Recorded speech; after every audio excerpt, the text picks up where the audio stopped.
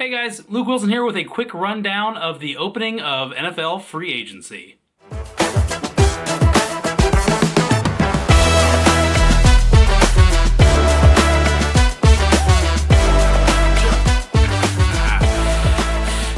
First day of NFL free agency is in the books, and I gotta say, it was a lot of fun seeing the reactions to all the signings, all the action that took place today, seeing that play out live in the Fantasy Index Discord. Thank you guys for hanging out with us throughout the day in there. Kind of felt like the fantasy football equivalent of Christmas morning opening the presents to see, oh man, Saquon to Philadelphia, cool.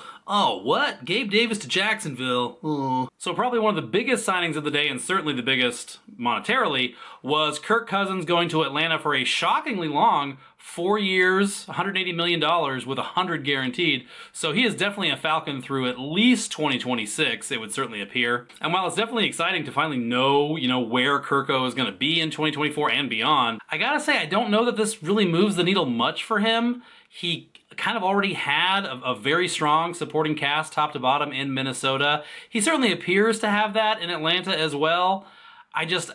Personally, I would have preferred the continuity staying in Minnesota with Kevin O'Connell, with Justin Jefferson, Hawkinson, Jordan Addison, an arrangement that was clearly working wonders for Cousins and his fantasy owners before the unfortunate Achilles injury. But in Atlanta, a lot of things should stay the same. Zach Robinson is a Sean McVay disciple, just like Kevin O'Connell was. Obviously, Drake London is a step down from Justin Jefferson. Obviously, Kyle Pitts is probably a step down from TJ Hawkinson. But he has Bijan Robinson. He has a capable offensive line. And frankly, he's got the bag. So Cousins has at least 2 years of job security here, quite possibly 3. So obviously, trade markets are going to be adjusting quickly in the days and weeks to come on these guys, but right now Cousins is showing as something in the range of like the QB 23, maybe QB 22 in dynasty rankings. That means that value-wise he's comparable to like Deshaun Watson or an early second round pick. And like I said, I think Kirk takes a small hit in the move from Minnesota to Atlanta, but I got no problem with that price on him in dynasty.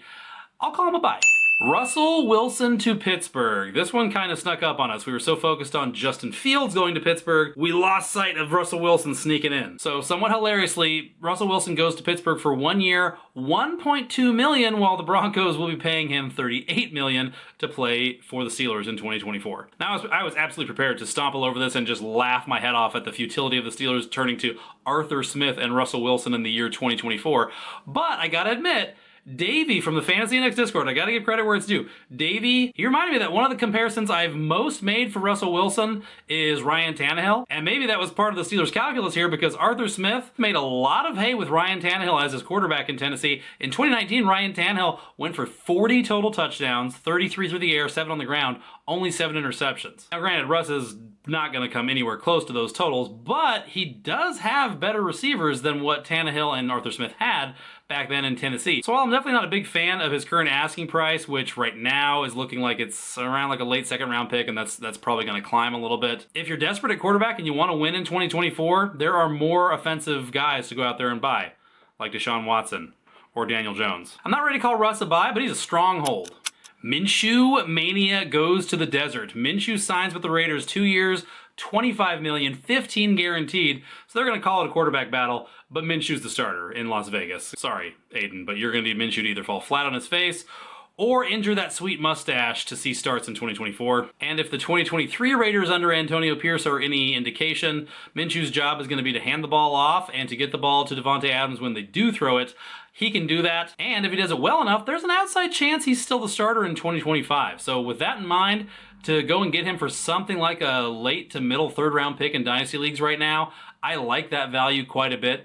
Minshew's a buy. Jacoby Brissett, homecoming in Foxborough. Jacoby Brissett going back to New England. I do like this signing. It makes a lot of real football sense for both the Patriots and for Brissett. Yes, they're almost definitely taking a quarterback with that number 3 pick, assuming that they stay at number 3 in the draft. But Brissett has been one of the best backups in the NFL the last couple years and looks more than capable of holding his own as a starter if called upon. Now, in Dynasty, Brissett's kind of tricky. On the one hand, if you really need, like a QB3 in your Superflex Dynasty team, and you're willing to go offer like a third round pick for him right now, I don't hate that. But at the same time, if you are rich at quarterback and you've already got 2 or 3 quarterbacks that you really feel good about in Superflex, and somebody offers you a third for Brissett, I would probably take it too. So it really just comes down to your roster and what you need to do at quarterback right now for 2024. Definitely one of the more surprising signings, Josh Jacobs, who had been connected to the Cowboys and maybe the Raiders are going to re-sign him, out of nowhere goes to Green Bay and knocks Aaron Jones out of town. So out of nowhere, Jacobs is going to Green Bay. And you have to love this fit. I mean, we're talking about a guy who can play 3 downs. He's got multiple 50 reception seasons. He's a capable receiver. And he's going into this Green Bay offense that, when we last saw it, was killing the Cowboys defense and giving the 49ers defense all that it could handle in the 2023 playoffs. They have a good offensive line. They have a possibly elite quarterback. And they've got a bounty of talent at wide receiver. You have to love Josh Jacobs going to Green Bay. His asking price right now in Dynasty is something like a late first-round pick. Again, that's probably going to adjust up now. But given how much hype this rookie class has, I don't know that his asking price will increase that much draft pick-wise. So if you can go and get Jacobs for something like the 8th or 9th pick in this upcoming rookie draft, I think you got to go do that if you're serious about winning in 2024. Josh Jacobs is a buy. Say it ain't so, Saquon, says every Giants fan under the sun. Saquon staying in the NFC East to go play for the rival Eagles on a 3-year deal. And a lot like the Jacobs signing, there's just not much to dislike here. Saquon is going to take over all 3 downs. He could push for 60 receptions. Yeah, there's going to be concern about Jalen Hurts vulturing touchdowns in the red zone, and that probably is going to happen. I wouldn't put it past Barkley to still get to double-digit total touchdowns, though. He is very good. Elite quarterback, elite receivers, still an elite offensive line, even with Jason Kelce retiring. There is nothing to not like here. If you can go get Saquon Barkley for something like his price right now, which is a middle first-round pick, I say you do it. He's a buy. Weird landing spot and a weirdly weak contract. Austin Ekeler to the Commanders on an incentive-laden 2-year pact. This one we didn't see coming. So we don't really know what the Commanders' offense is going to look like in 2024. We don't know who the quarterback is. We know that Cliff Kingsbury is the OC. That's about all we know. Now, Kingsbury's offense is in Arizona. The running backs generally did okay. But with Brian Robinson still in the fold and the Commanders rumored to be still quite high on him, it is hard to know what to make of this landing spot. I could certainly see Ekeler pushing Brian Robinson into something like a 50-50 split, but it's hard not to be concerned that Ekeler could fade into a role similar to what Antonio Gibson found himself in over his last 24 or so games in Washington. Ekeler in his age 29 season, possibly on the short end of a committee, and requiring still something like a late 2nd round pick to go and acquire. Yeah, we've drifted into hold territory, unfortunately. The Giants' contingency plan for letting Saquon Barkley walk away for nothing? Devin Singletary, who comes to town. And he does get a 2-year deal, so that's nice. There's a good chance he's going to stick around for 2025. But honestly, the Giants being stuck with Daniel Jones in 2024, letting Saquon leave, and somehow managing not to land any of the free agent offensive linemen that got snapped up today, yeah, it's looking really bleak really fast yet again for the Giants in 2024. It's hard to see how Devin Singletary, or any running back for that matter, is going to overcome the mess that's brewing for the Giants in 2024. If you act right now as a Singletary owner, you can probably recoup like a late 2nd round pick for Singletary in a lot of leagues. I'm taking that. Singletary is a sell. DeAndre Swift, after a 1-year stop back home in Philadelphia, is on to Chicago on a 3-year deal. And while it's easy to call Swift a fade right now and point to concerns over a committee breaking out in Chicago, we do need to keep in mind that we really don't know anything how things are going to look for the Chicago offense in 2024. Brand new offensive coordinator. Caleb Williams is almost definitely coming to town. And Dante Foreman is gone. So yes, while Khalil Herbert and Roschon Johnson's presences are not ideal for DeAndre Swift, I don't know that they're necessarily a huge problem either. Keep in mind, this is DeAndre Swift we're talking about. Like, you're lucky if you get 200, 225 touches out of him anyway. But on the other hand, his market right now is still too hot. To go and get him in trade, you got to offer up something like a really early 2024 2nd round pick. That's a bit much for me. I feel like if you wait a little bit on Swift, you can probably get him for cheaper as the hand-wringing over a potential committee backfield really starts to take some of the wind out of his sails market-wise. So yeah, Swift is a hold. Speaking of running backs going home, Tony Pollard going back to his home state. The Memphis native signs with the Nashville Titans on a 3-year deal, and in doing so promptly brings any Tyjae Spears hype to a screeching halt. Now, Pollard is one that I'm going to be keeping an eye on in the coming days and weeks. I think that, kind of like with Swift, once the reality of him landing in Tennessee kind of sets in, I think we're going to see his market pull back a bit. Right now, it costs like a middle second round pick to get him.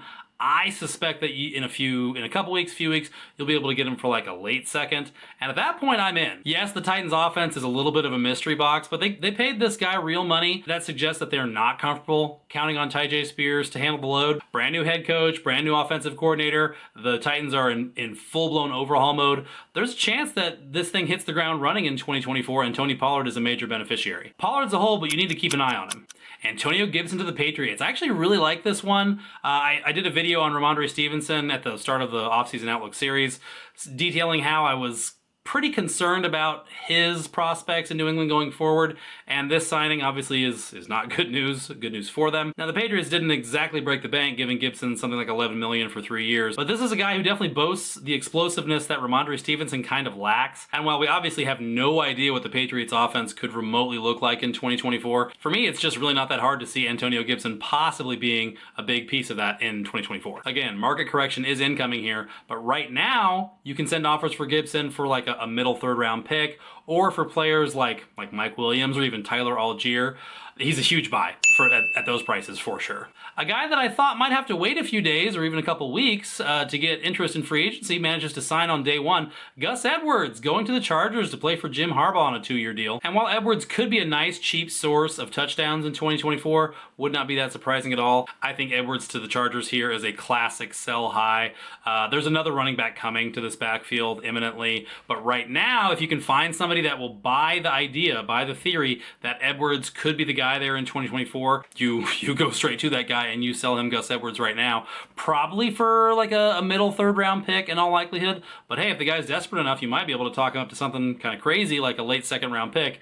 And if so, yeah, you gotta cash that out right now. So yeah, Gus Edwards is a sell. Not much action on the wide receiver front in day one, but the big one was definitely Gabe Davis going to Jacksonville on a 3-year, $39 million contract. So that announces that A, Gabe Davis is off the market, and B, Calvin Ridley is not going to be back in Jacksonville in absolutely all likelihood. Quite possibly Zay Jones won't be either. So assuming those two things are true, then the real winner here is Christian Kirk, right? Who's going to be the unquestioned number one in Jacksonville for at least one more season. Now, obviously, Gabe Davis fatigue is still pinged at the maximum possible level, but I'm actually kind of interested in him here, landing in Jacksonville like this. Gabe Davis in Jacksonville with this contract should have a minimum of 2 years of security as one of the top 2 receivers in this offense. And while I'm certainly not super bullish about Davis's prospects going forward, he had definitely kind of stagnated in Buffalo for whatever reason.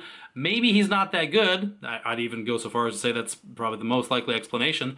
But maybe the Bills just could not figure out the best way to use him. It's certainly not likely that Gabe Davis takes a big step forward in year 5, but he's going to have the opportunities and he's got the contract. So certainly crazier things have happened. And just quickly surveying the dynasty economy and landscape right now, you can get Davis for players like Jerry Jeudy or Cortland Sutton, Jacoby Myers, or like a really late 24 second rounder or even early third rounder. I'm not going to say he's a screaming buy at those prices, but I certainly wouldn't hate it. I'm definitely curious to see how this goes for Davis in Jacksonville. He's a stronghold. Kendrick Bourne staying put in New England on a 3-year, $19.5 million deal. I guess you can take the Belichick out of Foxborough, but you can't take the Belichick signings out of Foxborough. Hopefully your league has a Patriots fan in it so you can go shove Kendrick Bourne into their hands right now. Kendrick Bourne is a sell. One of the offseason waiver wire pickups of the year for sure is going to be Colby Parkinson, who after a super nondescript start to his career in Seattle, gets 3 years and $22.5 million from the Rams to come be presumably their starting tight end for the next couple of years. So yeah, we super did not see this coming. This portends poorly for Tyler Higbee's remaining time as a Los Angeles Ram, and it's hard not to be very intrigued with a guy that the Rams were willing to give this kind of money to. Not a ton is known about Parkinson, but he is definitely more of a pass-catching tight end than like an inline blocker, and he profiles kind of similarly to Tyler Higbee. So yeah, obviously he's a buy. And the other shocking tight end signing of the day was Noah Fant returning to Seattle for even bigger money annual value-wise than Parkinson got. He goes back to Seattle for 2 years, $21 million. So that is a huge double down on a player that the Seahawks didn't seem to have much use for in 2023. And even more confusing, the Seahawks have maybe the deepest wide receiver depth chart in the league. So what do they need with Noah Fant? Clearly something, because they just gave him $10 million a year. We certainly don't know that the Seahawks are going pass happy in 2024, but with Michael Penix's offensive coordinator from Washington running the offense now in Seattle, it's certainly possible. Noah Fant's a buy, sure. And the last big signing of day one of free agency, Zack Moss heading to Cincinnati to relieve Joe Mixon. And yes, while there were definitely salary cap considerations in this move, the Bengals will be paying Zack Moss $4 million a year, which is more than like Antonio Gibson got. Our first thought here is definitely true 50-50 split between Zack Moss and Chase Brown in 2024, or at least that is the plan, and that's how the backfield projects to start out in 2024. Now, Zack Moss did look fantastic in 2023 in Indianapolis, especially in the first part of the year while Jonathan Taylor was on the physically unable to perform list. But he had a lot of otherwise uninspiring play, uninspiring tape in Buffalo. So I'm cautiously optimistic about him going to Cincinnati. If you can pry him loose for like a middle to early third round pick, I say do it. Anything richer than like a very late second round pick though, and I think it's getting real dicey real fast. So Zack Moss, I want to say he's a buy. He's a hold until his market settles a bit. And lastly, two household names in fantasy football are going to be looking for new teams in 2024.